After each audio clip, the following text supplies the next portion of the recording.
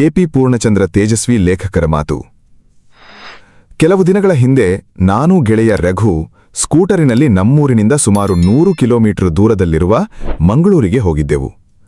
ಅಲ್ಲೆಲ್ಲ ಕಾರ್ಯಕ್ರಮ ಮುಗಿಸಿಕೊಂಡು ಗೆಳೆಯ ಬಸವರಾಜು ಮನೆಯಲ್ಲಿ ಊಟ ಮುಗಿಸಿ ಹರಟೆ ಹೊಡೆದು ಹೊರಡುವ ಹೊತ್ತಿಗಾಗಲೇ ರಾತ್ರಿ 12 ಗಂಟೆಯಾಯಿತು.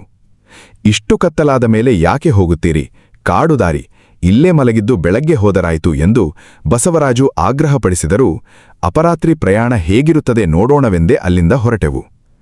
ಚಾರ್ಮಾಡಿಯಿಂದ ಕೊಟ್ಟಿಗೆಹಾರದವರೆಗೆ ಆ ಹಾದಿ ದಟ್ಟವಾದ ಕಾಡಿನಿಂದ ಕೂಡಿದ ಘಾಟಿ ರಸ್ತೆಯಲ್ಲಿ ಸಾಗುತ್ತದೆ. ನಿರ್ಜನವಾದ ಈ ಕಾಡು ರಸ್ತೆಯಲ್ಲಿ ಏನಾದರೂ ಕಾಡು ಪ್ರಾಣಿಗಳು ನಮಗೆ ಕಾಣಿಸಿಗುತ್ತಾವೋ ನೋಡೋಣವೆಂದು ನಮಗೆ ಕುತೂಹಲವಿತ್ತು.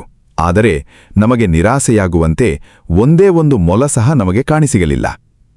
ಚಾರ್ಮಾಡಿ ಕಣಿವೆಯ ನಟ್ಟ ನಡುವೆ ಕುಳಿತು ಕೆಳಗೆ ಹರಿಯುವ ನದಿಯ ಭೋರ್ಗರೆತ ಕೇಳುತ್ತಾ ಪ್ರಾಣಿಗಳಿಲ್ಲದೆ ಬಂಜರಾಗುತ್ತಿರುವ ನಮ್ಮ ಕಾಡುಗಳ ಬಗ್ಗೆ ಚಿಂತಿಸಿ ಅನಂತರ ಅಲ್ಲಿಂದ ಹೊರಟೆವು. ಅಣ್ಣಪ್ಪ ದೇವರ ಗುಡಿ ದಾಟಿ ಕೊಂಚ ದೂರ ಬಂದಾಗ ಹಠಾತ್ತಾಗಿ ಸ್ಕೂಟರಿನ ಮಬ್ಬುದೀಪಕ್ಕೆ ಯಾವುದೋ ಪ್ರಾಣಿಯ 2 ಕಣ್ಣುಗಳು ದಾರಿಯ ನಡುವೆ ನಮ್ಮ ಕಡೆಗೆ ಟಾರ್ಚ್ ಬಿಟ್ಟ ಹಾಗೆ ಮಿನುಗಿದವು. ನಾನೇ ಸ್ಕೂಟರ್ ಬಿಡುತ್ತಾ ಇದ್ದೆ. ದಾರಿಯಲ್ಲಿ ಸಿಕ್ಕು ದೌಡಾಯಿಸುವ ಪ್ರಾಣಿಗಳ ಹಿಂದೆ ಸ್ಕೂಟರ್ ಬಿಟ್ಟುಕೊಂಡು ಓಡಿಸುವುದು ನನ್ನದೊಂದು ಅಭ್ಯಾಸ. ಅದೇ ರೀತಿ ಆ ಪ್ರಾಣಿಯ ಹಿಂದೆ ಸಹ ಸ್ಕೂಟರ್ ವೇಗವಾಗಿ ಓಡಿಸಿದೆ. ಸ್ಕೂಟರಿಗಿಂತ ವೇಗವಾಗಿ ಲೀಲಾಜಾಲವಾಗಿ ಆ ಪ್ರಾಣಿ ಓಡಿತು. ಆದರೆ ಅದು ಯಾವ ಪ್ರಾಣಿ ಎನ್ನುವುದು ಸ್ಕೂಟರ್ ಬೆಳಕಿನಲ್ಲಿ ಸರಿಯಾಗಿ ಕಾಣಿಸುತ್ತಿರಲಿಲ್ಲ. ಹಿಂದೆ ಕುಳಿತಿದ್ದ ರಘು ನರಿ ನರಿ ಎಂದು ಕೂಗಿಲ. ಆದರೆ ಆ ಪ್ರಾಣಿ ನರಿಗಿಂತ ಎತ್ತರವಾಗಿ ದೊಡ್ಡದಾಗಿತ್ತು. ಅಲ್ಲದೆ ನರಿಯಂತೆ ಓಡದೆ ಕುಪ್ಪಳಿಸಿ ಓಡುತ್ತಿತ್ತು. ಅದಕ್ಕೆ ಎಡಕ್ಕೆ ಕಡಿದಾದ ಬಂಡೆಗಳ ಶಿಖರವೂ ಬಲಕ್ಕೆ ಆಳವಾದ ಪ್ರಪಾತವೂ ಇದ್ದುದರಿಂದ ದಾರಿಯಲ್ಲೇ ಓಡಬೇಕಾದ ಅನಿವಾರ್ಯತೆಗೆ ಸಿಕ್ಕಕೊಂಡಿತ್ತು. ಓಡಿ ಅದಕ್ಕೆ ಬೆನ್ನು ಹತ್ತಿದ್ದ ಸ್ಕೂಟರಿನ ಮೇಲೆ ರೇಗಿ ಹೋಯುವೇ ಏನೋ. ಇದ್ದಕ್ಕಿದ್ದಂತೆ ಓಡುವುದನ್ನು ನಿಲ್ಲಿಸಿ ತಿರುಗಿ ನಿಂತಿತು. ಸ್ಕೂಟರಿನ ಬ್ರೇಕ್ ಬಲವಾಗಿ ಒತ್ತಿ ನಿಲ್ಲಿಸುತ್ತಾ ನೋಡುತ್ತೇವೆ, ಚಿರತೆ. ಅರರೇ ಚಿರತೆ, ತಿರುಗಿಸಿ ಸ್ಕೂಟರನ್ನ ಎಂದು ರಘು ಹಿಂದಿನಿಂದ ಕೂಗಿದ. ಈಗ ಓಡುವುದು ನಮ್ಮ ಸರದಿ, ಬೆನ್ನು ಹತ್ತುವುದು ಚಿರತೆಯ ಸರದಿ. ಆದರೆ ಅಷ್ಟರಲ್ಲಿ ಧರ್ಮಸ್ಥಳದ ಬಸ್ಸು ಎದುರಿಂದ ಬಂತು. ಚಿರತೆ ಕ್ಷಣಾರ್ಭದಲ್ಲಿ ಪಕ್ಕದ ಕಮರಿಯ ಕಡೆಗೆ ನೆಗೆದು ದಟ್ಟ ಕಾಡಿನೊಳಗೆ ಮಾಯವಾಯಿತು. ನನಗೆ ಚಿರತೆ ಎದುರಾದಾಗ ಒಂದು ತಿಲ ಮಾತ್ರವೂ ಹೆದರಿಕೆಯಾಗಲಿಲ್ಲ. ಆದರೆ ಒಂದಾನೊಂದು ಕಾಲದಲ್ಲಿ ಜನ ಹುಲಿ ಚಿರತೆಗಳ ಭಯದಲ್ಲಿ ಕಾಲ ಹಾಕುತ್ತಿದ್ದರು. ನರಭಕ್ಷಕ ಹುಲಿ ಚಿರತೆಗಳು ಇಡೀ ಹಳ್ಳಿಗಳನ್ನೇ ಅಥವಾ ತಾಲೂಕನ್ನೇ ಜೀವಭಯದಲ್ಲಿ ಹೆದರಿ ನಡುಗುವಂತೆ ಮಾಡಿದ್ದವು ಎನ್ನುವುದನ್ನು ಕಲ್ಪಿಸಿಕೊಳ್ಳಲೂ ಸಹ ಈಗ ಸಾಧ್ಯವಿಲ್ಲದ ಹೊಸ ತಲೆಮಾರುಗಳು ಬಂದಿವೆ. ಕಾಡು ಮತ್ತು ಕಾಡು ಪ್ರಾಣಿಗಳನ್ನು ಮನುಷ್ಯ ಸವಾಲಿನಂತೆ ಎದುರಿಸಬೇಕಾದ ಕಾಲ ಈ ತಲೆಮಾರುಗಳ ಪಾಲಿಗೆ ಕೇವಲ ದೆವ್ವಭೂತಗಳ ಪೌರಾಣಿಕ ಕಥೆಗಳಂತೆ ಕಾಣುತ್ತವೆ.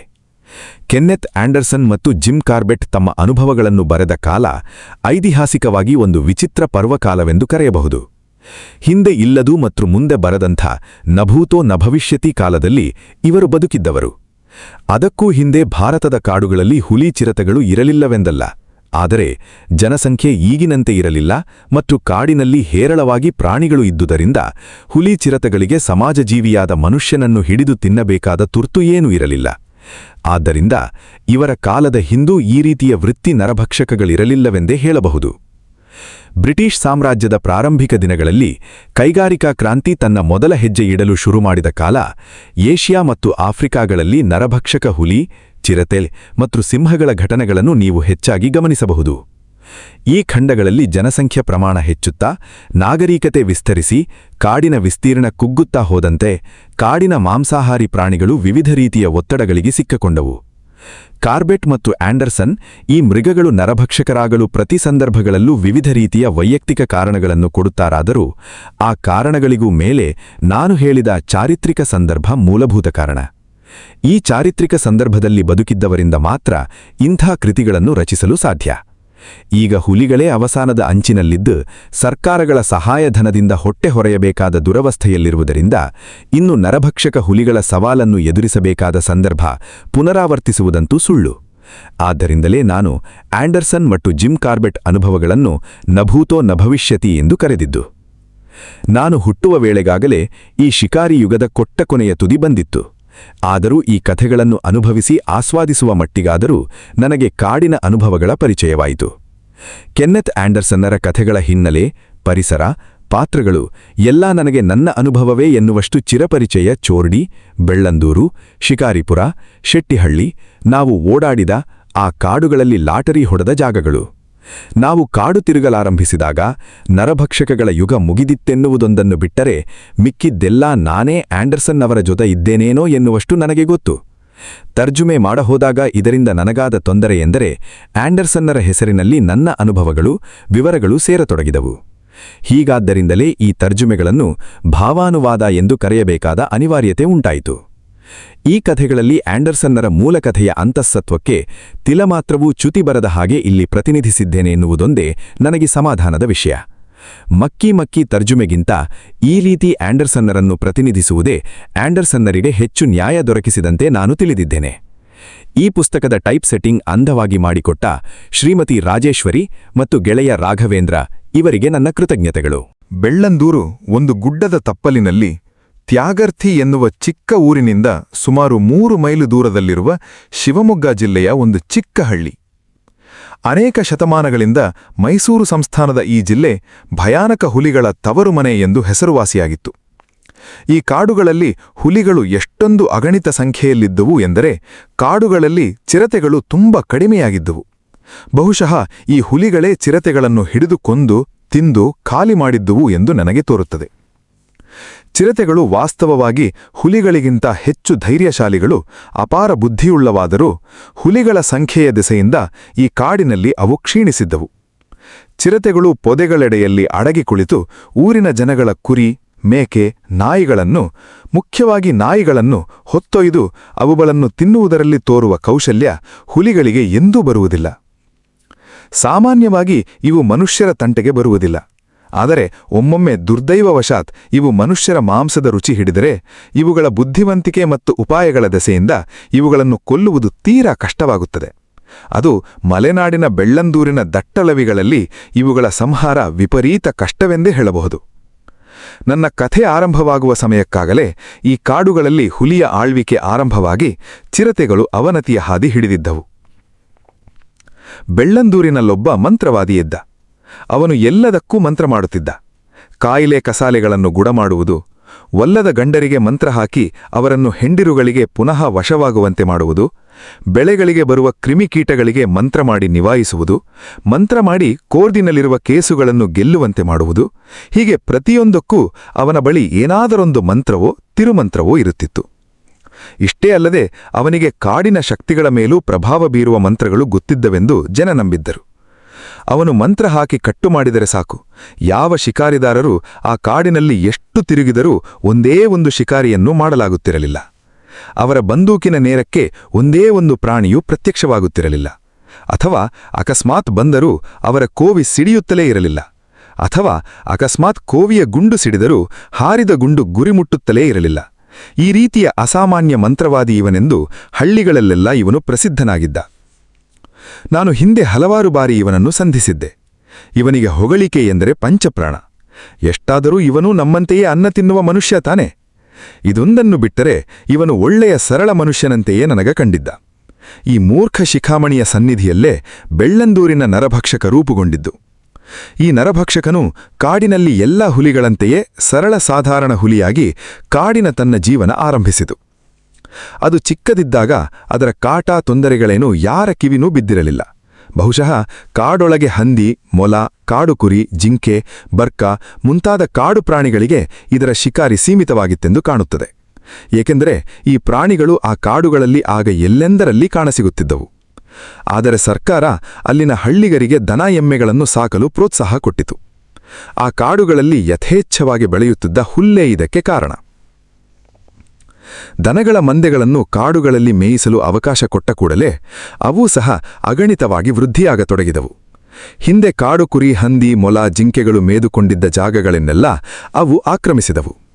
ಬೆಳ್ಳಂದೂರಿನ ನರಭಕ್ಷಕ ಕಾಡಿನ ಆಹಾರದಿಂದ ಊರು ಪ್ರಾಣಿಗಳ ಆಹಾರಕ್ಕೆ ತನ್ನ ರುಚಿಯನ್ನು ಬದಲಾಯಿಸಿದೊಡನೆ ಈ ಆಸಾಮಿಯ ಅಸ್ತಿತ್ವ ಊರಿನ ಜನಗಳ ಗಮನಕ್ಕೆ ಬರತೊಡಗಿತು. ಅದರ ಅಭಿರುಚಿ ಎಷ್ಟೊಂದು ವೇಗವಾಗಿ ಅಭಿವೃದ್ಧಿಯಾಯಿತೆಂದರೆ ಅದು ಕೆಲವೇ ಕಾಲದಲ್ಲಿ ಕಾಡಿನ ಆಹಾರದ ಬಗ್ಗೆ ಆಸಕ್ತಿಯನ್ನೇ ಕಳೆದುಕೊಂಡಿತು.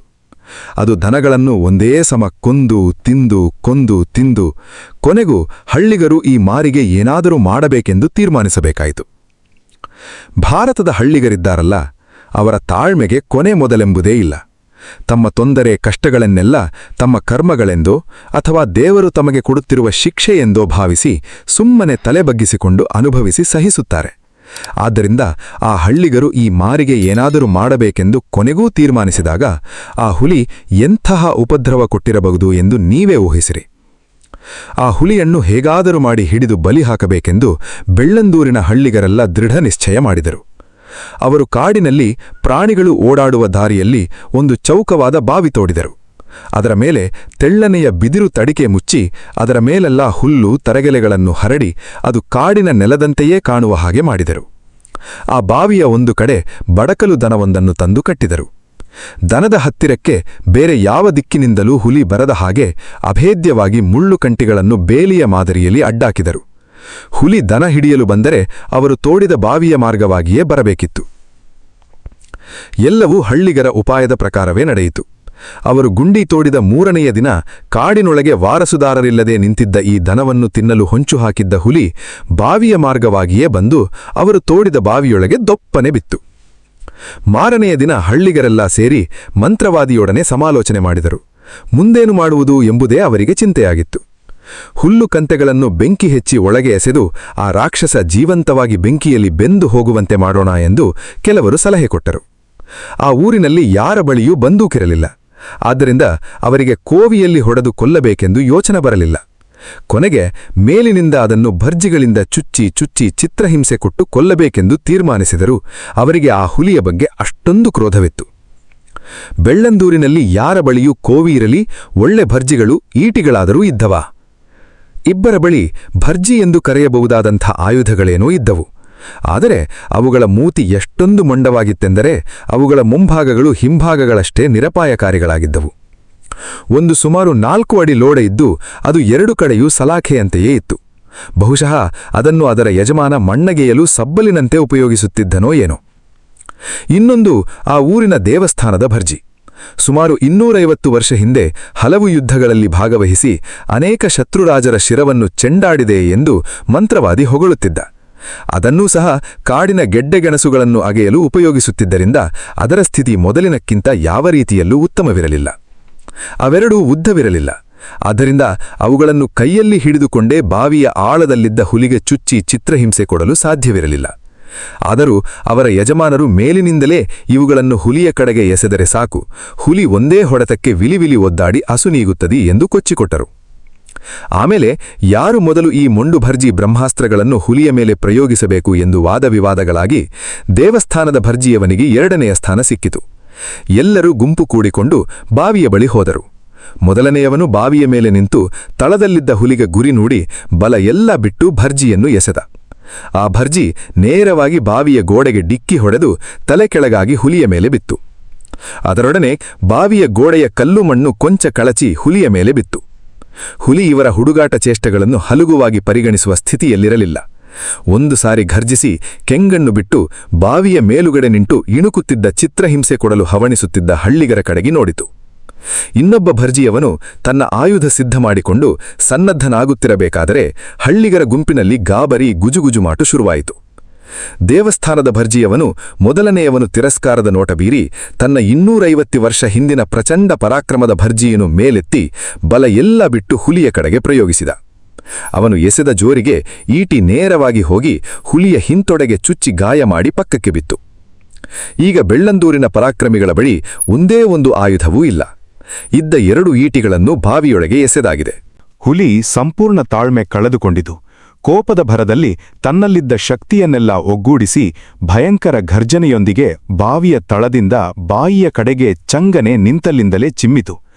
ಬಾವಿಯ ಮುಂಗಾಲುಗಳು ಅದರ ಮೇಲಿನ ಹುಲ್ಲಿನ ನೆಲವನ್ನು ಹಿಡಿದುಕೊಂಡವು.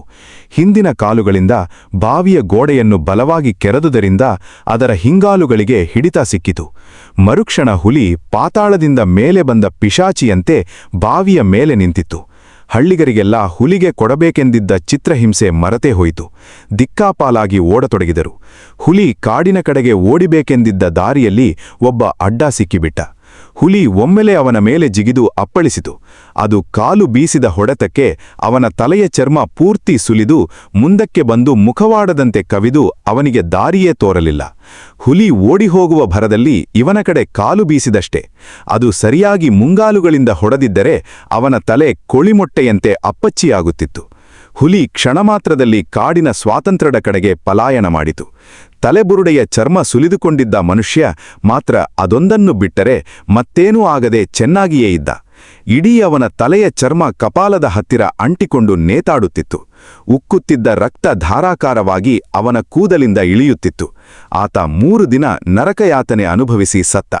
ಸಾಯುವ ಕೊನೆಯವರೆಗೂ ತನ್ನ ಸುಲಿದು ಹೋದ ಚರ್ಮವನ್ನು ಮತ್ತೆ ಕೂರಿಸಲು ಪ್ರಯತ್ನಿಸುತ್ತಿದ್ದನಂತೆ. ಹುಲಿಗೆ ಕೊಡಬೇಕೆಂದಿದ್ದ ಚಿತ್ರಹಿಂಸೆಯಲ್ಲ ಇವನಿಗೇ ಆಯಿತು. ಬೆಳ್ಳಂದೂರಿನ ನರಭಕ್ಷಕ ತೆಗೆದುಕೊಂಡ ಮೊದಲನೆಯ ನರಬಲಿ ಇವನದೇ. ಆದರೆ ಇದು ಉದ್ದೇಶಪೂರ್ವಕವಾಗಿ ಕೊಂದ ನರಬಲಿಯಲ್ಲ. ಹುಲಿ ಕಾಡಿಗೆ ಓಡಿಹೋಯಿತು. ಅದರ ತೊಡೆಯ ಹಿಂಭಾಗದಲ್ಲಿ ದೇವಸ್ಥಾನದ ಈಟಿಯಿಂದಾದ ಗಾಯ ಅದರ ಗಮನಕ್ಕೂ ಬರದೆ ವಾಸಿಯಾಯಿತು. ಆದರೆ ಈ ಘಟನೆಯ ಅನಂತರ ಅದರ ಬುದ್ಧಿಶಕ್ತಿ ಅಪಾರವಾಗಿ ವೃದ್ಧಿಸಿತು. ಅದರ ಕುಯುಕ್ತಿ ಕಪಟಗಳು ಹೆಚ್ಚಾದವು. ಆಮೇಲೆ ಅದನ್ನು ಹಿಡಿಯಲು ಹಳ್ಳಿಯವರು ಹೂಡಿದ ಯಾವ ತಂತ್ರಗಳಿಗೂ ಅದು ಸಿಕ್ಕಿಕೊಳ್ಳಲೇ ಇಲ್ಲ. ಅದು ಈ ಘಟನೆಯ ಅನಂತರ ಕದ್ದು ಮುಚ್ಚಿ ದನಗಳನ್ನು ಹಿಡಿಯುವುದನ್ನು ನಿಲ್ಲಿಸಿ ರಾಜಾರೋಷಾಗಿ ಬೆಳಗಿನ ಹೊತ್ತಿನಲ್ಲೇ ದನಗಳನ್ನು ಹೊರಲಾರಂಭಿಸಿತು. ಮಧ್ಯಾಹ್ನದ ಹೊತ್ತಿನಲ್ಲಿ ದನಗಳೆಲ್ಲ ಮೇದು ಮರದ ನೆರಳಿನಲ್ಲಿ ಮೆಲುಕು ಹಾಕುತ್ತಾ ಇರಬೇಕಾದರೆ ದನಗಾಹಿಗಳು ನೆರಳಿನಲ್ಲಿ ನಿದ್ದೆಯ ಜೊಂಪಿನಲ್ಲಿರುವಾಗ ಹಠಾತ್ತಾಗಿ ದಾಳಿ ಮಾಡುತ್ತಿತ್ತು. ಮೊದಮೊದಲು ದನಕರುಗಳ ಗಲಭೆಯಿಂದ ಎಚ್ಚರಾದ ದನಕಾಯುವವರು ಕೂಗಾಡಿ ಕಲ್ಲುಗಳನ್ನೆಸೆದು ಓಡಿಸಲು ಪ್ರಯತ್ನಿಸುತ್ತಿದ್ದರು. ಆದರೆ ಈ ನರಭಕ್ಷಕ ಒಮ್ಮೆ ಹಾಗೆ ಮಾಡಿದ ದನಕಾಯುವವನ ಮೇಲೆ ಹಾರಿ ಮುಂಗಾಲುಗಳಿಂದ ಒಂದು ಏಟು ಕೊಟ್ಟಿತು. ಬಲವಾಗಿ ಗಾಯವಾದ ಅವನು ಹೇಗೋ ಬದುಕಿಕೊಂಡ. ಆದರೆ ಅವತ್ತಿನಿಂದ ಹುಲಿಯನ್ನು ಓಡಿಸಲು ಹಳ್ಳಿಗರು ಮಾಡುತ್ತಿದ್ದ ಪ್ರಯತ್ನವೆಲ್ಲ ಬಂದಾಯಿತು. ಬೆಳ್ಳಂದೂರಿನ ಪರಿಸ್ಥಿತಿ ದಿನದಿಂದ ದಿನಕ್ಕೆ ಭಯಾನಕವಾಗುತ್ತಾ ಹೋಯಿತು. ಯಾರಿಗೂ ಮೇಯಲು ಹೋದ ದನಕರುಗಳು ಹಿಂದಿರುಗಿ ಬಂದಾವೆಂದು ನಂಬಿಕೆ ಇರಲಿಲ್ಲ. ಆದರೆ ಕಟ್ಟಿಹಾಕಿ ಕೊಟ್ಟಿಗೆಯಲ್ಲೇ ಹುಲ್ಲು ನೀರು ಕೊಟ್ಟುಕೊಂಡು ಅವುಗಳನ್ನು ಸಾಕಲು ಅವರಿಂದ ಎಷ್ಟು ದಿನ ತಾನೇ ಸಾಧ್ಯ? ಇತ್ತ ಬೆಳ್ಳಂದೂರಿನಲ್ಲಿ ದನಗಳು ಸುಲಭವಾಗಿ ಸಿಗದೆ ಆ ನರಭಕ್ಷಕ ತನ್ನ ಕಾರ್ಯವ್ಯಾಪ್ತಿಯನ್ನು ಚೋರಡಿ ತ್ಯಾಗರ್ಥಿವರೆಗೂ ವಿಸ್ತರಿಸಿತು. ಈ ನರಭಕ್ಷಕನ ಕೀರ್ತಿ ಎಲ್ಲಾ ಕಡೆಗೂ ಹಬ್ಬಿತು. ಆದರೆ ಆವರೆಗೂ ಅದು ಕೇವಲ ದನಗಳ್ಳ ಎಂದು ಖ್ಯಾತವಾಗಿತ್ತೇ ಹೊರತು ನರಭಕ್ಷಕನೆಂದಲ್ಲ. ಹೀಗಾಗಿ ಈ ಸಮಾಚಾರ ಮಿಸ್ಟರ್ ಜಾನ್ಸನ್ ಎನ್ನುವ ಯುರೋಪಿಯನ್ ಆಫೀಸರ್ನ ಕಿವಿಗೂ ಬಿತ್ತು. ಜಾನ್ಸನ್ ಒಬ್ಬ ಭಾರತದ ರೈಲ್ವೆ ಅಧಿಕಾರಿ. ಭಾರತದ ಬೇರೆಲ್ಲೋ ಕಾಡುಗಳಾಗಲಿ ಹುಲಿಗಳಾಗಲಿ ಇಲ್ಲದ ಸ್ಥಳದಲ್ಲಿ ಕೆಲಸ ಮಾಡಿಕೊಂಡಿದ್ದವನು. ಈತನ ಬಳಿ ಒಂದು ರೈಫಲ್ ಇತ್ತು. ಮೈಸೂರು ಸಂಸ್ಥಾನಕ್ಕೆ ವರ್ಗವಾಗಿ ಬಂದ ಇವನು ತನ್ನ ಆಸುಪಾಸಿನಲ್ಲೇ ದನಗಳಿಗೆ ಪಿಡುಗಾಗಿದ್ದ ಈ ಹುಲಿಯನ್ನು ಹೊಡೆಯಬೇಕೆಂದು ತೀರ್ಮಾನಿಸಿ ರೈಲು ರಸ್ತೆಯಿಂದ ಕೇವಲ 7 ಮೈಲುಗಳ ದೂರದಲ್ಲಿದ್ದ ಬೆಳ್ಳಂದೂರಿಗೆ ಬಂದ. ತನ್ನ ರಜಾ ಮುಗಿಯುವಳೊಳಗೆ ಹುಲಿ ಹೊಡೆದು ಅದರ ಚರ್ಮ ಹದಹಾಕಿಸಿ ಒಯ್ಯಬೇಕೆಂದು ಉದ್ದೇಶಿಸಿದ್ದ. ಒಬ್ಬ ಬಿಳಿಯವ ಹುಲಿಯ ಬಗ್ಗೆ ವಿಚಾರಿಸಿಕೊಂಡು ಓಡಾಡುತ್ತಿದ್ದಾನೆನ್ನು ತಿಳಿದ ಕೂಡಲೇ ಮಂತ್ರವಾದಿ ಬುದ್ಧಯ್ಯ ಜಾಗೃತನಾದ. ತನ್ನ ಕಾವಿ ಬಣ್ಣದ ನಿಲುವಂಗಿ ತೊಟ್ಟುಕೊಂಡು ತಲೆ ಕೆದರಿಕೊಂಡು ಮೈಗೆಲ್ಲ ಅರಿಸಿನ ಕುಂಕುಮಗಳನ್ನು ಪೂಸಿಕೊಂಡು ರುದ್ರಾಕ್ಷಿಮಣಿಯ ಹಾರ ಇತ್ಯಾದಿಗಳನ್ನು ಧರಿಸಿ ಎಣ್ಣೆ ಹಚ್ಚಿ ಪಳಗುಟ್ಟುತ್ತಿದ್ದ ತನ್ನ ದೊಡ್ಡ ದೊಣ್ಣೆ ಮಂತ್ರದಂಡ ಹಿಡಿದು ಜಾನ್ಸನ್ ಮಹಾಶಯನೆದುರು ಹಾಜರಾದ. ತನ್ನ ಮಂತ್ರಶಕ್ತಿಯ ಮಹಿಮೆಯನ್ನೆಲ್ಲ ಹೇಳಿ ಜಾನ್ಸನ್ ಉದ್ದೇಶಕ್ಕೆ ತನ್ನ ಸಹಾಯ ಅತ್ಯಮೂಲ್ಯವೆಂದು ತನ್ನ ಮಂತ್ರಶಕ್ತಿಯಿಂದ ಆ ಹುಲಿಯನ್ನು ಕ್ಷಣಮಾತ್ರದಲ್ಲಿ ಸಿಕ್ಕುವಂತೆ ಮಾಡುತ್ತೇನೆಂದು ಬಡಾಯಿ ಕೊಚ್ಚಿಕೊಂಡ. ಇದೊಂದು ಸರಳ ಸನ್ನಿವೇಶ. ಮೂರ್ಖ ಬುದ್ಧಯ್ಯ ಈ ಯುರೋಪಿಯನ್ನನ ಬಳಿ 1-2 ರೂಪಾಯಿಗಳು ಕೀಳಲು ಇಷ್ಟೆಲ್ಲ ನಾಟಕವಾಡುತ್ತಿದ್ದ. ಅದಕ್ಕಿಂತ ಹೆಚ್ಚಾಗಿ ಅವನು ತನ್ನ ಗ್ರಾಮದ ಇತರ ಸಹಪಾಠಿಗಳಿಗೆ ತನ್ನ ಪ್ರಭಾವ ಶಕ್ತಿ ಸಾಮರ್ಥ್ಯಗಳನ್ನು ತೋರಿಸಲು ಯತ್ನಿಸುತ್ತಿದ್ದ. ಒಬ್ಬ ಯುರೋಪಿಯನ್ನ ಸಹ ತನ್ನ ಮಂತ್ರತಂತ್ರಗಳನ್ನು ಗೌರವಿಸುತ್ತಾನೆಂದು ತೋರಿಸಲು ಅವನು ಉತ್ಸುಕನಾಗಿದ್ದ. ಜಾನ್ಸನ್ ಈ ಮನಸ್ಸು ತಿಳಿದು ಅವನಿಗೆ 1-2 ರೂಪಾಯಿಗಳನ್ನು ಕೊಟ್ಟಿದ್ದರೆ ಅವನು ಸಂತುಷ್ಟನಾಗುತ್ತಿದ್ದ. ಜೊತೆಗೆ ಅವನ ಹಳ್ಳಿಯವರು ಇದರಿಂದ ಸುಪ್ರೀತರಾಗಿ ಅವನಿಗೆ ಆ ಹುಲಿಯನ್ನು ಹೊಡೆಯಲು ಸಹಾಯ ಮಾಡುತ್ತಿದ್ದರು. ಆದರೆ ಜಾನ್ಸನ್ ತಾಳ್ಮೆ ಕಳೆದುಕೊಂಡು ಅವನಷ್ಟೇ ಮೂರ್ಖತನ ತೋರಿ ಮೊದಲು ಇಲ್ಲಿಂದ ತೊಲಗು ಎಂದು ಅವನಿಗೆ ಬೈದ. ಬುದ್ಧಯ್ಯನಿಗೆ ಬೇಸರವಾಗಿ ಅವನು ಗೊಣಗಾಟ ಪ್ರಾರಂಭಿಸಲು ಜಾನ್ಸನ್ ಮತ್ತೂ ರೇಗಿ ಹೆಚ್ಚು ಮಾತಾಡಿದರೆ ನಿನ್ನ ಗೋಣು ಮುರಿಯುತ್ತೇನೆಂದು ಬುದ್ಧಯ್ಯನನ್ನು ಹೆದರಿಸಿದ. ಮಂತ್ರವಾದಿ ಕೋಪಾವಿಷ್ಟನಾಗಿ ಅಲ್ಲಿಂದ ಜಾಗ ಖಾಲಿ ಮಾಡಿದ. ಹಳ್ಳಿಯವರೆದುರು ತನ್ನ ಘನತೆ ಹೆಚ್ಚಿಸಿಕೊಳ್ಳಲು ಬಂದ ಅವನು ಅವಮಾನಿತನಾಗಿ ಹಿಂದಿರುಗಬೇಕಾಯಿತು. ಹಳ್ಳಿಯವರೆಲ್ಲ ಗುಟ್ಟಾಗಿಯಾದರೂ ತನ್ನ ಬಗ್ಗೆ ಹೇಳಿಕೊಂಡು ನಗುತ್ತಾರೆಂದು ಅವನಿಗನ್ನಿಸಿತು. ಆದರೆ ಅವರು ಯಾರಿಗೂ ಅವನನ್ನು ಬಹಿರಂಗವಾಗಿ ಅಪಹಾಸ್ಯ ಮಾಡುವಷ್ಟು ಧೈರ್ಯವಿರಲಿಲ್ಲ. ಇದು ಬುದ್ಧಯ್ಯನಿಗೂ ಗೊತ್ತಿತ್ತು. ಆದರೆ ಹಳ್ಳಿಯವರಿಗೂ ಇದರಿಂದ ಮುಖಭಂಗವಾದಂತಾಯಿತು. ಅವರು ಯಾರಿಗೂ ಬುದ್ಧಯ್ಯನನ್ನು ಕಂಡರಾಗುತ್ತಿರಲಿಲ್ಲ. ಆದರೂ ಅವನು ಹಳ್ಳಿಯ ಮಂತ್ರವಾದಿಯಾದುದರಿಂದ ಅವನಿಗಾದ ಅವಮಾನ ತಮಗೇ ಆದ ಅವಮಾನವೆಂದು ಭಾವಿಸಿದರು. ಈ ಒಂದು ದುಡುಕಿನ ವರ್ತನೆಯಿಂದ ಜಾನ್ಸನ್ ಇಡೀ ಹಳ್ಳಿಯವರ ಸಹಾನುಭೂತಿ ಸಹಕಾರಗಳನ್ನು ಕಳೆದುಕೊಂಡ. ಹಳ್ಳಿಯವರು ಪೀಡೆಯಾಗಿದ್ದ ಈ ಹೆಬ್ಬುಲಿಯನ್ನು ಹೊಡೆಯಲು ಸಹಕರಿಸುವುದರ ಬದಲು ದೂರ ಸರಿದು ವಿರೋಧಿಗಳಾದರು. ಜಾನ್ಸನ್ ಹುಲಿಯನ್ನು ಆಕರ್ಷಿಸಿ ಹೊಡೆಯಲು ದನವನ್ನೋ ಕರುವನ್ನೋ ಕೊಡಿರೆ ಎಂದು ಕೇಳಿದಾಗ ಎಲ್ಲರೂ ಅವುಗಳನ್ನು ಜಾನ್ಸನ್ಗೆ ಮಾರಲು ನಿರಾಕರಿಸಿದರು. ಜಾನ್ಸನ್ ದೃಢನಿಶ್ಚಯದಿಂದ ಹಳ್ಳಿಯವರ ಅಸಹಕಾರ ಆಸಹನೆಗಳಿಗೆ ಮಣಿಯದೆ ಆ ಹುಲಿಯನ್ನು ಹೊಡೆಯಲೇಬೇಕೆಂದು ತೀರ್ಮಾನಿಸಿದ. ತ್ಯಾಗರ್ಥಿಗೆ ಹೋಗಿ ಅಲ್ಲಿನ ಜನರನ್ನು ಕೇಳಿಕೊಂಡು 2 ಕರುಗಳನ್ನು ಕೊಂಡುಕೊಂಡು ತೆಗೆದುಕೊಂಡು ಬಂದ. ಇಬ್ಬರು ದನಕಾಯುವವರನ್ನು ಕೆಲಸಕ್ಕೆ ನಿಯಮಿಸಿಕೊಂಡು ಆ ಕರುಗಳನ್ನು ಬೆಳ್ಳಂದೂರಿಗೆ ಹೊಡೆದುಕೊಂಡು ಬಂದು ಕಾಡಿನಲ್ಲಿ ಹುಲಿ ಹಿಡಿಯಲೆಂದು ಅದು ಓಡಾಡುವ ಹಾದಿಯಲ್ಲಿ 2 ಮರಗಳಿಗೆ ಕಟ್ಟಿ ಹುಲಿ ಅವುಗಳಲ್ಲಿ ಯಾವುದಾದರೂ ಒಂದನ್ನು ಹಿಡಿದು ಕೊಲ್ಲಬಹುದೆಂಬ ನಿರೀಕ್ಷೆಯಲ್ಲಿ ಕಾಯತೊಡಗಿದ. ಮಾರನೆಯ ದಿನ ಬೆಳಗ್ಗೆ ಜಾನ್ಸನ್ ಮತ್ತು ಅವನ ಸಂಬಳದ ಆಳುಗಳು ಕಾಡಿಗೆ ಹೋದರು. ಇವರ ಕರುಗಳಲ್ಲಿ ಯಾವುದಾದರೂ ಹುಲಿಯ ಬಾಯಿಗೆ ಬಿದ್ದಿದೆಯೇ ನೋಡಲು. ನೋಡಿದರೆ 1 ಕರು ಮಾಯವಾಗಿತ್ತು. ಅಚ್ಚರಿಯ ಸಂಗತಿಯೆಂದರೆ ಹೊಳೆಯ ಮರಳಿನಲ್ಲಿ ಕಟ್ಟಿದ್ದ ಅದನ್ನು ಹೊತ್ತೊಯ್ದ ಹುಲಿಯ ಹೆಜ್ಜೆ ಗುರುತುಗಳು ಯಾವವೂ ಮರಳಿನಲ್ಲಿ ಕಾಣಲಿಲ್ಲ. ಅದರ ಬದಲು ಅಲ್ಲೆಲ್ಲ ಬರೀ ಮನುಷ್ಯರ ಹೆಜ್ಜೆ ಗುರುತುಗಳೇ ಇದ್ದವು. ಇನ್ನೊಂದು ಕರುವನ್ನು ಯಾವುದೂ ಮುಟ್ಟಲಿಲ್ಲ. ಈ ಕರುವನ್ನು ಹೊತ್ತೊಯ್ದವರು ಬುದ್ಧಯ್ಯ ಮತ್ತು ಅವನ ಹಳ್ಳಿಯವರೇ ಎಂದು ಜಾನ್ಸನ್ ಸುಲಭವಾಗಿ ಊಹಿಸಿದ. ಕೋಪಾವಿಷ್ಟನಾಗಿ ಕೋವಿಲೋಡು ಮಾಡಿಕೊಂಡು ಹಳ್ಳಿಗೆ ನುಗ್ಗಿ, ಜಾನ್ಸನ್, ಒಳ್ಳೆಯ ಮಾತಿನಿಂದ ಕದ್ದ ನನ್ನ ಕರುವನ್ನು ಹಿಂದಿರುಗಿಸುತ್ತೀರಾ, ಇಲ್ಲ ಇಡೀ ನಿಮ್ಮ ಹಳ್ಳಿಯನ್ನೇ ಸುಟ್ಟುಬಿಡಲಾ ಎಂದು ಹಳ್ಳಿಯವರಿಗೆ ಹೆದರಿಸಿದ. ಪೊಲೀಸರಿಗೆ ಹೇಳಿ ಅಷ್ಟು ಜನರನ್ನು ಒಳಗೆ ಹಾಕಿಸುವುದಾಗಿ ಗದರಿಸಿದ. ಆದರೆ ಹಳ್ಳಿಯವರು ಏನೂ ತಿಳಿಯದವರಂತೆ ನಟಿಸಿ, ಆ ಮರಳಿನಲ್ಲಿರುವ ಹೆಜ್ಜೆ ಗುರುತುಗಳೆಲ್ಲ ನಿನ್ನ ಜನಗಳದ್ದೇ ಎಂದು ಹೇಳಿದರು. ಜಾನ್ಸನ್ ಕೊಲ್ಲುವ ಬೆದರಿಕೆ ಹಾಕಿದರೂ ಯಾರೂ ಜಗ್ಗಲಿಲ್ಲ ಮತ್ತು ಬಾಯೂ ಬಿಡಲಿಲ್ಲ. ಜಾನ್ಸನ್ಗೆ ಈ ಜನಗಳು ಎಲ್ಲಿ ತನ್ನ ಇನ್ನೊಂದು ಕರುವನ್ನು ಕದ್ದು ಬಿಡುವುದೆಲ್ಲ ಎಂದು ದಿಗಿಲಾಯಿತು. ಹಾಗಾಗಿ ಅವನು ಆ ಕರುವನ್ನು ಕಟ್ಟಿರುವ ಜಾಗದಲ್ಲೇ ಮರದ ಮೇಲೆ ಒಂದು ಮಚಾನನ್ನು ನಿರ್ಮಿಸಿ ಅದರಲ್ಲಿ ಕಾಯತೊಡಗಿದ. ಹುಲಿಯಾಗಲಿ ಕಳ್ಳರಾಗಲಿ ಸಿಕ್ಕಿಬೀಳುತ್ತಾರೆ ಎಂದು ಅವನು ನಿರೀಕ್ಷಿಸಿದ. ವಿಚಿತ್ರವೆಂದರೆ ಅದೇ ಸಂಜೆ ಜಾನ್ಸನ್ ಅಲ್ಲಿ ಕಾದು ಕುಳಿತಿರಬೇಕಾದರೆ ಹಗಲು ಹೊತ್ತಿನಲ್ಲೇ ಹುಲಿ ಕರು ಹಿಡಿಯಲು ಅಲ್ಲಿಗೆ ಬಂತು. ಜಾನ್ಸನ್ ರೈಫಲ್ನಿಂದ ಗುಂಡು ಹಾರಿತು. ಹುಲಿ ಸಾಯಲಿಲ್ಲ. ಅದರ ಬದಲು ಗಾಯಗೊಂಡು ಕಾಡಿಗೆ ಪರಾರಿಯಾಯಿತು. ಜಾನ್ಸನ್ ಮುಂದಿನ ಕೆಲವು ದಿನಗಳು ದೃಢನಿಶ್ಚಯದಿಂದ ಇಡೀ ಕಾಡನ್ನು ಹುಡುಕಾಡಿದ. ಯಾವ ಹಳ್ಳಿಯವನೂ ಅವನ ಸಹಾಯಕ್ಕೆ ಬರಲಿಲ್ಲ. ಜೊತೆಗೆ ಜಾನ್ಸನ್ ಸಂಬಳಕ್ಕೆ ನಿಯಮಿಸಿಕೊಂಡಿದ್ದ ದನಕಾಯುವವರೂ ಸಹ ಜಾನ್ಸನ್ ಗಾಯದ ಹುಲಿಯನ್ನು ಹುಡುಕುತ್ತಿದ್ದಾನೆಂದು ತಿಳಿದ ಕೂಡಲೇ ತಮ್ಮ ಧಣಿಯ ಸಹವಾಸವೇ ಬೇಡವೆಂದು ನಿಶ್ಚಯಿಸಿ ಹೇಳದೇ ಕೇಳದೆ ಓಡಿಹೋದರು. ಜಾನ್ಸನ್ ಏಕಾಂಗಿಯಾಗಿ ಹುಲಿಯನ್ನು ಕಾಡಿನಲ್ಲಿ ಹುಡುಕಾಡಿ ದಾರಿ ತಪ್ಪಿ ಹಲವಾರು ರಾತ್ರಿಗಳನ್ನೆಲ್ಲ ಕಾಡಿನಲ್ಲಿ ಕಳೆಯಬೇಕಾಗಿ ಬಂತು. ಇಷ್ಟೆಲ್ಲಾ ತೊಂದರೆ ಅನುಭವಿಸಿ ಎಷ್ಟು ಹುಡುಕಾಡಿದರೂ ಕೊನೆಗೂ ಹುಲಿ ಸಿಕ್ಕದೆ ಹತಾಶನಾಗಿ ಊರವರನ್ನು ಶಪಿಸುತ್ತಾ ಜಾನ್ಸನ್ ಹಿಂದಿರುಗಬೇಕಾಯಿತು. ಇದಾದ ಕೆಲವು ದಿನಗಳವರೆಗೆ ಬೆಳ್ಳಂದೂರು ನರಭಕ್ಷಕನ ಸುಳಿವೇ ಇರಲಿಲ್ಲ. ಹಳ್ಳಿಯವರೆಲ್ಲ ತಮ್ಮ ಅಸಹಕಾರವನ್ನು ಮೀರಿ ಬಿಳಿಯ ದೊರೆ ಆ ಹುಲಿಯನ್ನು ಅಲ್ಲಿಂದ ಓಡಿಸಿದನೆಂದು ಒಪ್ಪಬೇಕಾಯಿತು. ಮಂತ್ರವಾದಿ ಬುದ್ಧಯ್ಯನಿಗೆ ಇದರಿಂದ ಬೇಸರವೇ ಆಯಿತು. ಏಕೆಂದರೆ ಅವನು ಈ ದೊರೆ ಹುಲಿಯನ್ನು ಕೊಲ್ಲಲಾಗಲಿ ಹೊಡೆಯಲಾಗಲಿ ಸಾಧ್ಯವೇ ಇಲ್ಲವೆಂದು ಹೇಳಿದ್ದ. ಆದರೆ ಅದಕ್ಕೆ ವ್ಯತಿರಿಕ್ತವಾಗಿ ಪೆಟ್ಟು ತಿಂದ ಹುಲಿ ಪರಾರಿಯಾಗಿದ್ದು ಅವನ ಖ್ಯಾತಿಗೆ ಕಳಂಕಕಾರಿಯಾಗಿತ್ತು. ಏನೇ ಆಗಲಿ ಆ ಭಯಂಕರ ದನಗಳ್ಳ ಹುಲಿಯ ಕಾಟ ಬೆಳ್ಳಂದೂರಿನ ನಾಗರಿಕರಿಗೆ ತಪ್ಪಿದಂತೂ ನಿಜ. ಸರಿ ಎಂದು ನೆಮ್ಮದಿಯ ನಿಟ್ಟುಸಿರು ಬಿಡುತ್ತಾ ಜನ ಮತ್ತೆ ಕಾಡಿಗೆ ದನಗಳನ್ನು ಮೇಯಲು ಒಯ್ಯತೊಡಗಿದರು. ಆದರೆ ಇದು ತಾತ್ಕಾಲಿಕ ನೆಮ್ಮದಿಯಾಗಿತ್ತು. ಕೆಲವೇ ದಿನದೊಳಗೆ ಯಾವುದು ಅನಿವಾರ್ಯವಾಗಿ ಸಂಭವಿಸಲೇಬೇಕಿತ್ತೋ ಅದು ಸಂಭವಿಸಿತು. ಒಂದು ದಿನ ಹೊತ್ತಿಗೆ ಮುಂಚೆಯೇ ದನಗಳೆಲ್ಲ ಗಡಿಬಿಡಿಯಿಂದ ಕೊಟ್ಟಿಗೆಗೆ ಹಿಂದಿರುಗಿದವು. ಆ ಮಂದೆಗಳಲ್ಲಿ ಒಂದು ದನ ಮಾತ್ರ ಕಡಿಮೆಯಾಗಿತ್ತು. ದನ ಕಾಯುವವನು ಸಹ ಬರಲಿಲ್ಲ. ಮೊದಲಿಗೆ ಯಾರೂ ಅದನ್ನು ಗಂಭೀರವಾಗಿ ಪರಿಗಣಿಸಲಿಲ್ಲ. ದನ ಕಾಯುವವನು ದನ ಹುಡುಕಿಕೊಂಡು ಹೋಗಿರುವುದರಿಂದ ಸಂಜೆಯ ಹೊತ್ತಿಗೆ ಬರುತ್ತಾನೆ ಎಂದು ಎಲ್ಲರೂ ನಿರೀಕ್ಷಿಸಿದರು. ಆದರೆ ಸಂಜೆಯಾದರೂ ದನ ಹಿಂದಿರುಗಲಿಲ್ಲ. ಕಾಯಲು ಹೋದ ಯುವಕನ ಸುಳಿವೂ ಇಲ್ಲ. ದನದ ಮಾಲೀಕನು ದನ ಕಾಯುವವನ ಸಂಬಂಧಿಗಳು ಕೊಂಚ ಗಾಬರಿಯಾದರು. ಮಾರನೇ ದಿನ ಬೆಳಗ್ಗೆ ಒಂದು ಗುಂಪು ಕಾಡಿಗೆ ಅವನನ್ನು ಹುಡುಕಲು ಹೊರಟಿತು. ಕಾಡಿನಲ್ಲಿ ದನ ಸತ್ತು ಬಿದ್ದಿತ್ತು. ಹುಲಿ ಅದರ ಕುತ್ತಿಗೆ ಮುರಿದು ಕೊಂದಿತ್ತು. ಆ ದೊಡ್ಡ ಪಟ್ಟಿ ಹುಲಿಯ ಹೆಜ್ಜೆ ಗುರುತುಗಳು ಅಲ್ಲೆಲ್ಲ ಮೂಡಿದ್ದವು. ಅಲ್ಲಿಂದ ಸುಮಾರು 100 ಗಜ ದೂರದಲ್ಲಿ ಒಂದು ಪೊದೆಯ ಮರೆಯಲ್ಲಿ ದನ ಕಾಯುವವನ ದೇಹವೂ ಬಿದ್ದಿತ್ತು. ದೇಹ ಎಂದರೆ ಹುಲಿ ತಿಂದುಬಿಟ್ಟಿರುವ ಚೂರುಪಾರುಗಳಷ್ಟೇ. ಇದೇ ಬೆಳ್ಳಂದೂರು ನರಭಕ್ಷಕನ ಮೊಟ್ಟಮೊದಲ ನರಹತ್ಯೆ. ದನವನ್ನು ಕೊಂದ ಹುಲಿ ದನದ ಶರೀರದ ತಂಟೆಗೆ ಹೋಗಿರಲಿಲ್ಲ. ಆದರೆ ದನ ಕಾಯುವವನ ಶರೀರದ ಮುಕ್ಕಾಲು ಭಾಗವನ್ನು ತಿಂದು ಮುಗಿಸಿತ್ತು. ನರಭಕ್ಷಕರ ಆವಿಷ್ಕಾರದ ಸರ್ವೇ ಸಾಧಾರಣ ಸ್ವರೂಪ ಇದು. ಹುಲಿಯನ್ನು ಗಾಯಗೊಳಿಸಿದ ನಂತರ ಅದನ್ನು ಕಾಡಿನಲ್ಲಿ ತೊರೆದರೆ ಸಂಭವಿಸುವ ಅನಿವಾರ್ಯ ಪರಿಣಾಮ ಯಾವಾಗಲೂ ಇದೆ. ಇದರ ಎಲ್ಲ ಹೊಣೆಯೂ ಮನುಷ್ಯರದೇ ಹೊರತು ಹುಲಿಯದಲ್ಲ. ಈ ಘಟನೆಯ ಅನಂತರ ಬೆಳ್ಳಂದೂರಿನಲ್ಲಿ ದುರಂತಗಳ ಮೇಲೆ ದುರಂತಗಳು ಸಂಭವಿಸತೊಡಗಿದವು. ಜನಗಳು ಕತ್ತಲಾದೊಡನೆ ಮನೆ ಸೇರಿ ಬಾಗಿಲು ಭದ್ರ ಮಾಡಿಕೊಳ್ಳುತ್ತಿದ್ದರು. ದನಗಳನ್ನು ಕೊಟ್ಟಿಗೆಯಿಂದ ಹೊರಗೆ ಬಿಡುತ್ತಿರಲಿಲ್ಲ.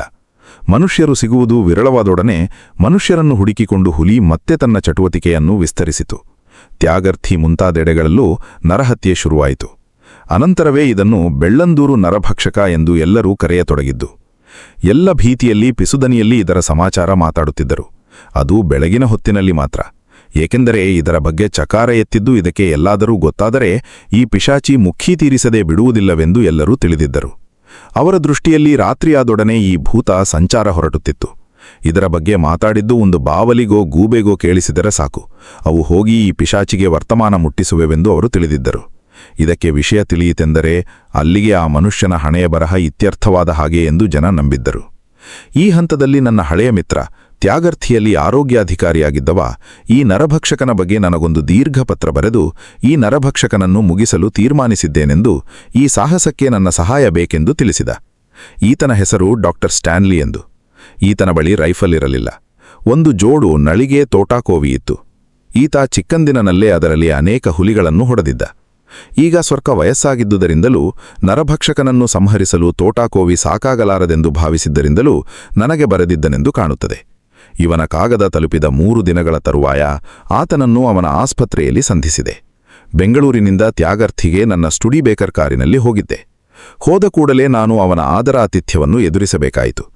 ಅದ್ಭುತವಾದ ಊಟ, ಕೊಡಗಟ್ಟಲೆ ಟೀಯನ್ನು ನನ್ನ ಹೊಟ್ಟೆ ಒಡೆಯುವಂತೆ ತುರುಕಿ ಸಿಗಾರ್ ಹೊಗೆಯ ಕಾರ್ಮೋಡಗಳನ್ನು ಸೃಜಿಸಿ ನಮ್ಮ ಹಳೆಯ ಅನುಭವಗಳನ್ನು ಮೆಲುಕತೊಡಗಿದ. ಅವನ ನಿರಾತಂಕ ನಿಶ್ಚಿಂತ ಮನೋಭಾವವನ್ನು ನೋಡಿ ನನಗೆ ಸಿಟ್ಟೇ ಬಂತು. ಅವನ ಹಳೆಯ ಪುರಾಣವೆಲ್ಲ ಮುಗಿದ ಮೇಲೆ ನಾನು ಬಂದಿದ್ದೇಕೆಂದು ಜ್ಞಾಪಿಸಿ ನಮ್ಮ ಕೆಲಸಗಳನ್ನು ನೋಡೋಣವೋ ಬೇಡವೋ ಎಂದು ಕೇಳಿದೆ. ಕೂಡಲೇ ಬೆಳ್ಳಂದೂರಿಗ ಹೋಗಿ ಅಲ್ಲಿಂದ ನರಭಕ್ಷಕನ ಜಾಡು ಹಿಡಿಯುವುದೆಂದು ತೀರ್ಮಾನಿಸಿದೆವು. ಸ್ಟುಡಿಬೇಕರ್ ಕಾರು ಹೋಗುವಂಥದ್ದಲ್ಲ ಬೆಳ್ಳಂದೂರಿನ ರಸ್ತೆ. ಮೊದಲೇ ಹಾಳಾಗಿದ್ದ ರಸ್ತೆ ಮಳೆಗಾಲದಲ್ಲಿ ನೀರು ಹರಿದು ಕೊರಕಲು ಬಿದ್ದು ಇನ್ನೂ ಹಾಳಾಗಿತ್ತು. ನಾವು ನಡೆದು ಬಂದಿದ್ದರೆ ಚೆನ್ನಾಗಿತ್ತೆಂದು ಪಕ್ಕ ಕುಳಿತುಕೊಂಡು ಸ್ಟ್ಯಾನ್ಲಿಯ ಒಂದೇ ಸಮ ಗೊಣಗುತ್ತಿದ್ದ. ಬೆಳ್ಳಂದೂರು ತಲುಪಿದ ಕೂಡಲೇ ನಾನು ಮಾಡಿದ ಮೊದಲ ಕೆಲಸ ಎಂದರೆ ಆ ಬೆಪ್ಪ ಜಾನ್ಸನ್ ಮಾಡಿದ ತಪ್ಪುಗಳನ್ನು ರಿಪೇರಿ ಮಾಡುವ ಕೆಲಸ. ನನಗೆ ಮೊದಲೇ ಗೊತ್ತಿದ್ದ ಬುದ್ಧಯ್ಯ ಮಂತ್ರವಾದಿಯನ್ನು ಕರೆದು ಅವನ ಪ್ರತಿಷ್ಠೆಯನ್ನು ಸರಿಮಾಡಿ, ನಿನ್ನ ಕಾವಿ ಬುರ್ಖಾ ಹಾಕಿಕೊಂಡು ಬಂದು ನನಗೋಸ್ಕರ ಪೂಜೆ ಮಾಡಿ ನಿನ್ನ ಮಂತ್ರಗಳೆಲ್ಲ ಪಠಿಸಿ ಈ ನರಭಕ್ಷಕನನ್ನು ಕೊಲ್ಲಲು ಸಹಾಯ ಮಾಡು ಎಂದು ಹೇಳಿದೆ. ಅದಕ್ಕೆ ಬೇಕಾದ ಉಪಕರಣ ಸಲಕರಣೆಗಳ ಖರ್ಚಿಗೆಂದು 10 ರೂಪಾಯಿ ಕೊಟ್ಟೆ. ಬುದ್ಧಯ್ಯನ ಮುಖ ತಕ್ಷಣ ಪ್ರಕಾಶಮಾನವಾಯಿತು. ಕೂಡಲೇ ಅದಕ್ಕೆ ಬೇಕಾದ ವೇಷಭೂಷಣಗಳ ತಯಾರಿ ಮಾಡಿಕೊಂಡ ಬುದ್ಧಯ್ಯ ನನ್ನ ಹತ್ತಿರ ಮತ್ತೆ 5 ರೂಪಾಯಿಗಳನ್ನು ಕಿತ್ತ. ಏಕೆಂದರೆ ಈ ನರಭಕ್ಷಕನನ್ನು ಕೊಲ್ಲುವ ಪೂಜೆಗೆ ಬಲಿ ಕೊಡಲು ಒಂದು ಕರಿಕೋಳಿ ಆಗಬೇಕಾಗಿದೆ ಎಂದು. ಜೊತೆಗೆ ಅವನಿಗೆ ಕುಡಿಯಲು ಒಂದು ಬಾಟ್ಲಿ ಕಳ್ಳಭಟ್ಟಿ ಸಾರಾಯಿ ಸಹ ಅಗತ್ಯವಿತ್ತು. ಕಾಡಿನ ಶಕ್ತಿಗಳು ಅವನ ಮುಖಾಂತರ ಇವೆಲ್ಲವನ್ನೂ ಸ್ವಾಹ ಮಾಡಿ ಸಂಪ್ರೀತವಾಗುತ್ತವೆ ಎಂದು ಅವನ ವಿವರಣೆ. ಅನಂತರವೇ ಅವನಿಗೆ ತಕ್ಕ ಮಂತ್ರ ಹೇಳಲು ಸಾಧ್ಯವಂತೆ. ಅಲ್ಲಿ ಸಿಕ್ಕುವ ಭಯಂಕರ ಸಾರಾಯಿಯನ್ನು ಕುಡಿದ ನಂತರ ಅವನು ಎಂಥ ಮಂತ್ರ ಹೇಳುವ ಸ್ಥಿತಿಯಲ್ಲಿರುತ್ತಾನೆಂದು ನಾನು ಚೆನ್ನಾಗಿ ತಿಳಿದಿದ್ದೆ. ನಾನು, ಸ್ಟ್ಯಾನ್ಲಿಯ ಅವನು ಹೇಳಿದ್ದೆಲ್ಲ ಸರಿ ಎನ್ನುವಂತೆ ತಲೆಯಾಡಿಸಿ ನಟನೆ ಮಾಡಿದವು. ಬುದ್ಧಯ್ಯ ಪಾನಮತ್ತನಾಗಿ ಮಂತ್ರ ಪಠಿಸಲು ಸಿದ್ಧತೆ ಮಾಡಿಕೊಳ್ಳಲೆಂದು ನಾವಿನ್ನರ್ಧ ಗಂಟೆ ಕಾಯಬೇಕಾಯಿತು. ಜಾನ್ಸನ್ ಮಾಡಿಟ್ಟ ತಪ್ಪುಗಳನ್ನು ಸರಿಮಾಡಿ ಮತ್ತೆ ಹಳ್ಳಿಯವರನ್ನು ಪ್ರಸನ್ನಗೊಳಿಸಿ ನಮ್ಮೊಡನೆ ಸಹಕರಿಸಲು ಇಷ್ಟೆಲ್ಲ ಉಪಾಯ ಮಾಡಬೇಕಾಯಿತು. ನಾನು ಡಾಕ್ಟರ್ ಸ್ಟ್ಯಾನ್ಲಿಯ ಹರಟೆ ಹೊಡೆಯುತ್ತಾ ಕುಳಿತಿರಬೇಕಾದರೆ ಬುದ್ಧಯ್ಯ ನಮ್ಮೆದುರೇ ಒಂದು ಕರಿ ಕೋಳಿಯನ್ನು ತಂದು ಕತ್ತರಿಸಿ ಅರೆಬರೆ ಬೇಯಿಸಿ ಬುದ್ಧಯ್ಯ ಪಾನಮತ್ತನಾಗಿ ಮಂತ್ರ ಪಠಿಸಲು ಸಿದ್ಧತೆ ಮಾಡಿಕೊಳ್ಳಲೆಂದು ನಾವಿನ್ನರ್ಧ ಗಂಟೆ ಕಾಯಬೇಕಾಯಿತು. ಜಾನ್ಸನ್ ಮಾಡಿಟ್ಟ ತಪ್ಪುಗಳನ್ನು ಸರಿಮಾಡಿ ಮತ್ತೆ ಹಳ್ಳಿಯವರನ್ನು ಪ್ರಸನ್ನಗೊಳಿಸಿ ನಮ್ಮೊಡನೆ ಸಹಕರಿಸಲು ಇಷ್ಟೆಲ್ಲ ಉಪಾಯ ಮಾಡಬೇಕಾಯಿತು. ನಾನು ಡಾಕ್ಟರ್ ಸ್ಟ್ಯಾನ್ಲಿಯ ಹರಟೆ ಹೊಡೆಯುತ್ತಾ ಕುಳಿತಿರಬೇಕಾದರೆ ಬುದ್ಧಯ್ಯ ನಮ್ಮೆದುರೇ ಒಂದು ಕರಿ ಕೋಳಿಯನ್ನು ತಂದು ಕತ್ತರಿಸಿ ಅರೆಬರೆ ಬೇಯಿಸಿ ಹೊಟ್ಟೆಬಾಕನಂತೆ ತಿಂದ. ಒಂದು ಬಾಟ್ಲಿ ಬೆಂಕಿಯಂತಹ ಕಳ್ಳಭಟ್ಟಿ ಶರಾಬನ್ನು ತಂದು ನೆಟ್ಟಗೆ ಗಂಟಲಿಗೆ ಹುಯ್ದುಕೊಂಡು ಗಟಗಟ ಕುಡಿದ. ಕೆಲವೇ ಕ್ಷಣಗಳೊಳಗೆ ನೆಟ್ಟಗೆ ನಿಲ್ಲಲಾರದಷ್ಟು ಪಾನಮತ್ತನಾಗಿದ್ದ ಬುದ್ಧಯ್ಯ ಒಂದು ಗಲೀಜಾದ ಚೀಲ ಹಿಡಿದುಕೊಂಡು ವಿಕಾರವಾಗಿ ನಗುತ್ತಾ ತೂರಾಡುತ್ತಾ ನನ್ನೆದುರು ಬಂದು ಚೀಲದಿಂದ ಎಂಥವೋ ಒಂದಷ್ಟು ಒಣಗಿದ ಬೇರುಗಳನ್ನು ತೆಗೆದು ನನ್ನ ಕೋವಿಗೆ ಪೂಜೆ ಮಾಡಬೇಕೆಂದು ಹೇಳಿದ. ಅವನು ಬೇರನ್ನು ತೆಗೆದುಕೊಂಡು ಕೋವಿಯ ನಳಿಗೆಯಿಂದ ಹತ್ತೆಯವರೆಗೆ ಅದನ್ನು ಸುಟ್ಟು ಬರಿಸಿ ನಿವಾಳಿಸಲು ಯತ್ನಿಸಿದ. ಆದರೆ ಅವನ ತಲೆಗೆ ನಿಶಾ ಎಷ್ಟೊಂದು ಏರಿತ್ತೆಂದರೆ ಕೋವಿಯಲ್ಲೋ ಇತ್ತು, ಅವನ ಕೈಯಲ್ಲೋ ಇತ್ತು. ಕೊನೆಗೆ ನಾನೇ ಅವನು ಕೈಯಾಡಿಸಿದಲ್ಲೆಲ್ಲ ಕೋವಿ ಹಿಡಿದು ಪೂಜೆಯನ್ನು ಪೂರ್ತಿ ಮಾಡಿದೆ. ಅಲ್ಲಿಗೆ ಅವನ ಪೂಜಾ ಮಂತ್ರಗಳೆಲ್ಲ ಮುಗಿದು ಆ ನರಭಕ್ಷಕನ ಹಣೆಬರಹ ತೀರ್ಮಾನವಾದಂತೆ. ಅದು ಎಲ್ಲಿದ್ದರೂ ಬಂದು ನನ್ನ ಬಂದೂಕಿಗೆ ಬಲಿಯಾಗುತ್ತದೆ ಎಂದು ಘೋಷಿಸಿದ. ನಮ್ಮ ಸುತ್ತಿ ನಿಂತಿದ್ದ ಹಳ್ಳಿಯವರೆಲ್ಲ ಕೊನೆಗೂ ಸಮಾಧಾನದ ನಿಟ್ಟುಸಿರುಬಿಟ್ಟರು. ಅವನ ಪೂಜಾ ಕರ್ಮಗಳೆಲ್ಲ ಮುಗಿಯುವ ಹೊತ್ತಿಗೆ ಸರಿಯಾಗಿ ಶರಾಬಿನ ಹೊಡೆತದಿಂದ ತತ್ತರಿಸುತ್ತಿದ್ದ ಬುದ್ಧಯ್ಯ ನಿಶೆ ತಾಳಲಾರದೆ ಬಿದ್ದು ಭಯದಿನಲ್ಲೇ ಗೊರಕೆ ಹೊಡೆಯತೊಡಗಿದ. ಇಲ್ಲಿ ಮುಖ್ಯವಾದುದೆಂದರೆ ಹಳ್ಳಿಯವರೆಲ್ಲ ಸಂತುಷ್ಟರಾದುದು. ಬುದ್ಧಯ್ಯನ ಮರ್ಯಾದೆಯೊಂದಿಗೆ ಹಳ್ಳಿಯವರ ಘನತೆಯೂ ಮತ್ತೆ ಚೇತರಿಸಿಕೊಂಡಿತ್ತು. ನಾನು ಸ್ಟ್ಯಾನ್ಲಿಯ ಮುಖಾಮುಖ ನೋಡಿಕೊಂಡು ನಸುನಕ್ಕೆವು. ಕತ್ತಲಾಗಿತ್ತು. ತ್ಯಾಗರ್ಥಿಗೆ ಈ ಕತ್ತಲಲ್ಲಿ ಕಾರು ಬಿಟ್ಟುಕೊಂಡು ಹಿಂದಿರುಗುವುದು ನರಕ ಸದೃಶವಾಗಿತ್ತು. ಆದ್ದರಿಂದ ಕಾರಿನ ತಿಂಗುಗಳನ್ನು ಮುರಿದುಕೊಂಡು ತ್ಯಾಗರ್ಥಿಗೆ ಹೋಗುವುದರ ಬದಲು ನಡೆದೇ ಅಲ್ಲಿಗೆ ಹೋಗೋಣೆಂದು ತೀರ್ಮಾನಿಸಿ ಕಾರನ್ನು ಬೆಳ್ಳಂದೂರಿನಲ್ಲೇ ನಿಲ್ಲಿಸಿ ತ್ಯಾಗರ್ಥಿಗೆ ಹೊರಟೆವು. ತ್ಯಾಗರ್ಥಿಯಲ್ಲಿ ಸ್ಟ್ಯಾನ್ಲಿಯ 2 ಹಸುಗಳನ್ನು ಕೊಂಡುಕೊಂಡು ತಂದ. ಅದನ್ನು ಕಾಡಿನಲ್ಲಿ ಹುಲಿ ಓಡಾಡುವ ಜಾಗ ನೋಡಿ ಕಟ್ಟಿದೆವು. ಬೆಳ್ಳಂದೂರಿನಲ್ಲೂ ನಮಗೆ 3 ದನಗಳನ್ನು ಹುಲಿಗಾಗಿ ಕಟ್ಟಲು ಕೊಟ್ಟರು. ಅವುಗಳನ್ನು ಹಳ್ಳಿಯವರು ಹುಲಿ ಸಾಧಾರಣವಾಗಿ ಕಾಣಿಸಿಕೊಳ್ಳುತ್ತದೆ ಎಂದು ತೋರಿಸಿದ ಜಾಗದಲ್ಲಿ ಕಟ್ಟಿದೆವು. ಇದು ನಾನು ಸಾಧಾರಣವಾಗಿ ಅನುಸರಿಸುತ್ತಿದ್ದ ಕ್ರಮಕ್ಕಿಂತ ಭಿನ್ನವಾಗಿತ್ತು. ನಮಗೆ ಸಾಕಷ್ಟು ಕಾಲಾವಕಾಶವಿಲ್ಲದುದೇ ಇದಕ್ಕೆ ಕಾರಣ. ನಾನು ಸಾಧಾರಣವಾಗಿ ಮೊದಲು ಮರದ ಮೇಲೆ ಮಚಾನನ್ನು ರಚಿಸಿ ಅನಂತರ ಅಲ್ಲಿಂದ ಚೆನ್ನಾಗಿ ಕಾಣುವ ಜಾಗದಲ್ಲಿ ಹುಲಿಯನ್ನು ಆಕರ್ಷಿಸಲು ದನ ಕಟ್ಟುತ್ತಿದ್ದೆ. ಇದರ ಅನುಕೂಲ ಏನೆಂದರೆ ಹುಲಿ ಅಕಸ್ಮಾತ್ ದನವನ್ನು ಹಿಡಿದು ಕೊಂದರೆ ಅನಂತರ ಸದ್ದುಗದ್ದಲವಿಲ್ಲದೆ ಮಚಾನನ್ನು ಹತ್ತಿ ಕುಳಿತು ಹುಲಿಗಾಗಿ ಕಾಯಬಹುದು. ಹುಲಿ ದನವನ್ನು ಹಿಡಿದಾದ ಮೇಲೆ ಮಚಾನನ್ನು ಮರದ ಮೇಲೆ ಕಟ್ಟುವುದಾದರೆ ಮಚಾನನ್ನು ರಚಿಸುವ ಗಲಾಟೆಯಲ್ಲಿ ಅಲ್ಲೇ ಸಮೀಪದಲ್ಲಿ ಅಡಗಿಕೊಂಡಿರುವ ಹುಲಿ ಗಾಬರಿಯಾಗಿ ಮತ್ತೆ ತಾನು ಕೊಂದ ಪ್ರಾಣಿಯನ್ನು ತಿನ್ನಲು ಬರದೆ ಪರಾರಿಯಾಗುವ ಸಾಧ್ಯತೆ ಇದೆ. ಆದರೆ ಬೆಳ್ಳಂದೂರಿನಲ್ಲಿ ನನಗೆ ಗತ್ಯಂತರವೇ ಇಲ್ಲಿಲ್ಲ. ಮಚಾನನ್ನು 4-5 ಕಡೆ ರಚಿಸಿ ಅನಂತರ ಅಲ್ಲಿ ದನಗಳನ್ನು ಕಟ್ಟುವಷ್ಟು ಕಾಲಾವಕಾಶವೇ ಇಲ್ಲಿಲ್ಲ. ಇಷ್ಟೆಲ್ಲ ಮಾಡಿ ಮುಗಿಸಿ ಬೆಳ್ಳಂದೂರಿಗೆ ಹಿಂದಿರುಗುವ ಹೊತ್ತಿಗಾಗಲೇ ಕತ್ತಲಾಗತೊಡಗಿತ್ತು. ಮತ್ತೆ ನಾವು ಬೆಳ್ಳಂದೂರಿನಿಂದ ನಡೆದೇ ತ್ಯಾಗರ್ಥಿ ಕಡೆ ಹೊರಟೆವು. ಕತ್ತಲಲ್ಲಿ ಎಲ್ಲಾದರೂ ಇದ್ದಕ್ಕಿದ್ದಂತೆ ನರಭಕ್ಷಕ ನಮ್ಮ ಮೇಲೆರಗಬಹುದೆಂದು ಬಂದೂಕುಗಳನ್ನು ಸಿದ್ಧಪಡಿಸಿಕೊಂಡೇ ಹುಷಾರಾಗಿ ಆಚೆ ಈಚೆ ನೋಡುತ್ತಾ ನಾವು ತ್ಯಾಗರ್ಥಿ ತಲುಪಿದೆವು. ನಾವು ಮಾರನೇ ದಿನ ಬೆಳ್ಳಂದೂರಿಗೆ ಹೋದಾಗ ನಾವು ಕಟ್ಟಿದ್ದ ಯಾವ ಜಾನುವಾರನ್ನೂ ಹುಲಿ ಮುಟ್ಟಿರಲಿಲ್ಲ.